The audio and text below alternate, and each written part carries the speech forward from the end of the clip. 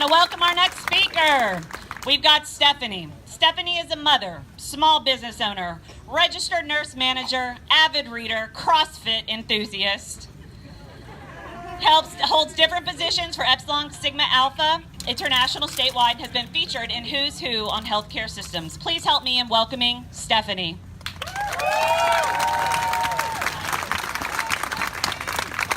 Good afternoon.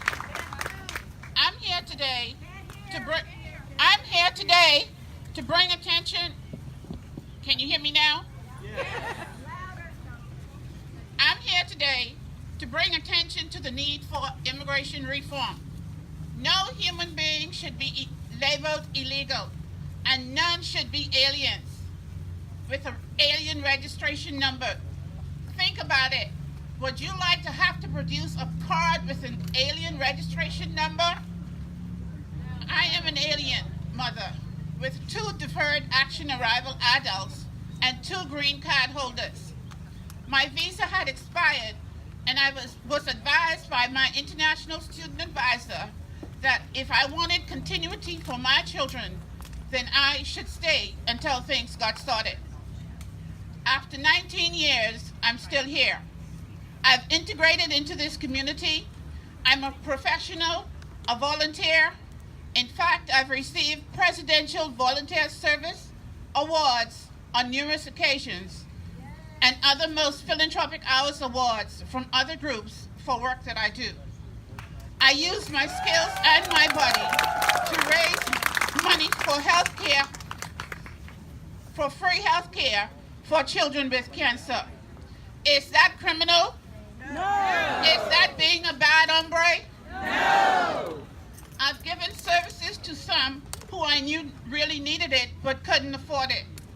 I donate new school supply items, yes, new, and reading materials for required reading for students every year. I don't toot my horn. There's no need for that. I do pay taxes, yearly and on time. I'm a small business owner who's been verbally and emotionally abused because of my heritage, my skin color, my accent, and called the N-word repeatedly, and in a most provocative manner. Once at a nursing home, a patient repeatedly called me the N-word, and no actions were taken at that institution. I've never experienced that before. I wrote my letters of resignations and complaints and never returned to that institution. Another employer called and taunted me for days that I couldn't be the owner of a company. You see, I was too black and I was poor, according to her. After I had a substitute replacement work for me one day, when I was ill, I had ovarian cysts that had to be removed, and they were too painful that day.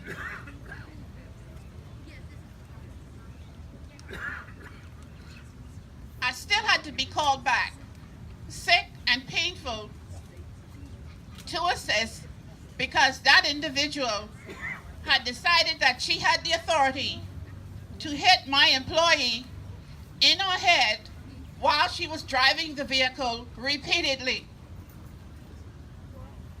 Stress from this constant state of uncertainty and all the hateful rhetoric has taken its toll on my body. PSD is here with me. I live it. I have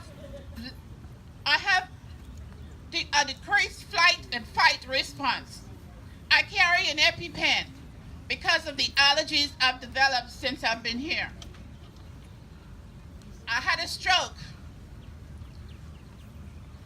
My blood pressure is now called malignant hypertension, and I now have some cardiac involvements. My son has started to have borderline medical issues that we're trying to intercept. That too will be the fate of those 2,000 or so family members who were taken away from their families. So I'm asking, please give us back our children. Stop all this emotional abuse. I came to the United States to complete my postgraduate education. Yes, families do belong together. I sacrifice to have my children with me 24/7.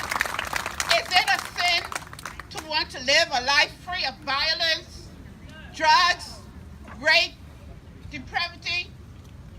That's all we want. To meet our basic needs of food, clean water, adequate housing, available health care, and peace.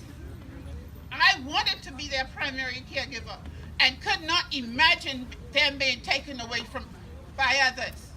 I agonized about what would happen in my absence.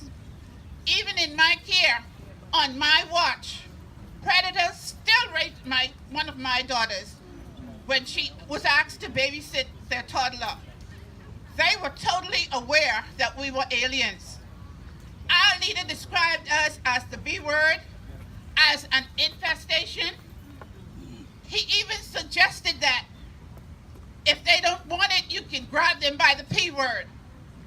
Sadly, I assume those predators had the same view as does our leader.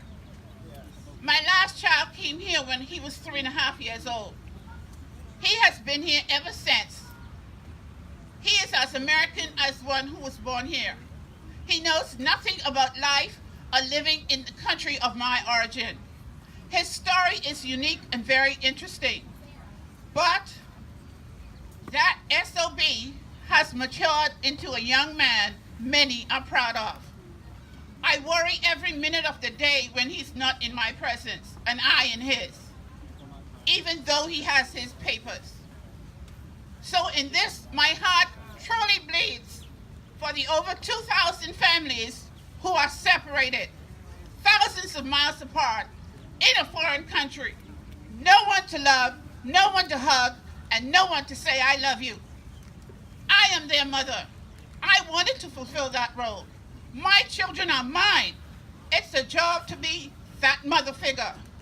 Attempts at adjustment and status requests with fees to be paid, of course, were denied with no explanation. I was told at the time that Immigration Services had that right to deny without an explanation. I even had 2 visits with attorneys from Huntsville. Their reply, we don't do that kind of law here. That's why I'm here today. Abuse of children is unconscionable. Children do not belong and should not be in open space tents or cages on mattresses with temporary body covers that are used to control body heat only after intense exercise or exposure to extreme body temperatures for only a few hours. Imagine using those after 72 hours and indefinitely. Have you ever used one? I have. And it's a nuisance. They crunch and they cannot stretch to cover areas needed to be covered. We are gathered here today. I want you, I plead with you, know your cause. Our cause here today, release our children. Okay, with a mattress are inanimate objects. They cannot provide nurturing, emotional support, or love. Stay focused. Immigrants have rights too. We are not chattel. Use your voice of dissent at the poll. Be relentless. Congress, get your acts together. Do your job.